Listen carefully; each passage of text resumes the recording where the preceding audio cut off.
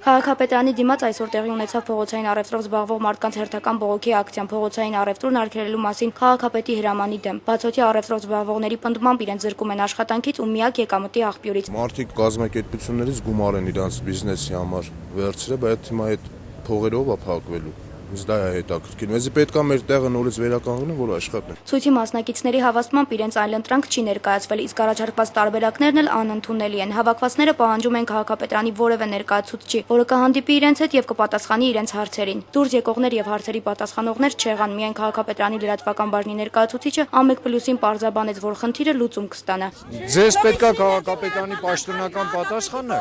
շատ շուտով կկազմակերպվի։ Հիշեցնենք, որ 4 օր շարունակ փողոցային առևտրով զբաղվողները բողոքի ակցիա են կազմակերպում քաղաքապետարանի մոտ եւ պահանջում լուծել իրենց խնդիրը, իսկ բացօթյա կրպակները հերթով ապամոնտաժվում են։ Անի Գևորգյան, Հասմիկ Վարոյան, IPV